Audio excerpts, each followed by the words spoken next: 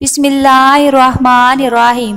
السلام علیکم ورحمۃ اللہ وبرکاتہ۔ ناظرین کرام، حضرت علی شیر خدا رضی اللہ تعالی عنہ کی بہادری کا ایک بے مثال واقعہ، جس میں انہوں نے عمرو بن عبدو کا سر تن سے جدا کر دیا۔ غزوہ خندق کے موقع پر جب خندق کی کھدائی مکمل ہو گئی تو حضور نبی کریم صلی اللہ علیہ وآلہ وسلم کی جانب سے کچھ صحابہ کرام رضی اللہ تعالی عنہ کو خندق کی مختلف جگہوں پر تعینات کیا گیا تاکہ کفار کی جانب سے کوئی خندق پار نہ کر سکے۔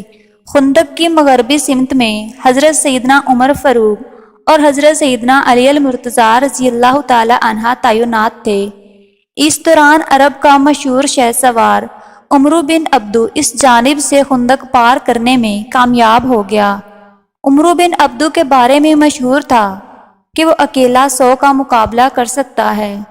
حضرت سیدنا عمر فاروق رضی اللہ تعالی عنہ کے مشورے سے حضرت سیدنا علی المرتضیٰ رضی اللہ تعالی عنہ نے اس کو للکارا اور فرمایا، اے عبدو کے بیٹے، مجھے معلوم ہے کہ تو نے اعلان کر رکھا ہے کہ اگر کوئی شخص تجھ سے 2 باتوں کا مطالبہ کرے تو ایک بات ضرور مان لے گا۔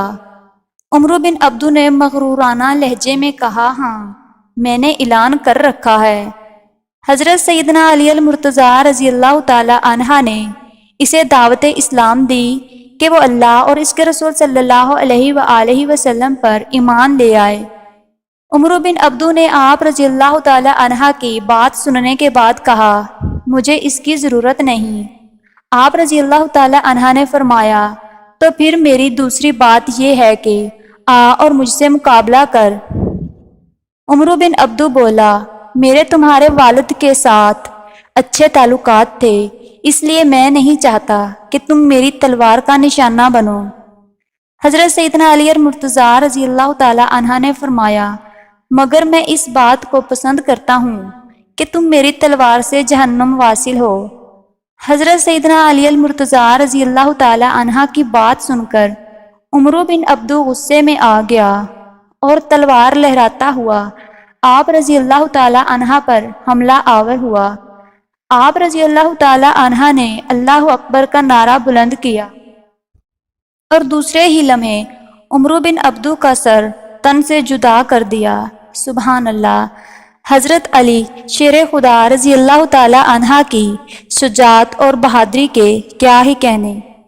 امید ہے آپ کو ہماری آج کی ویڈیو پسند آئی ہوگی۔ اگر ویڈیو پسند آئی ہو تو اسے لائک اور سبسکرائب ضرور کریں۔ ملتے ہیں آگے کسی اچھی ویڈیو میں، تب تک اپنا خیال رکھیں۔ فی امان اللہ۔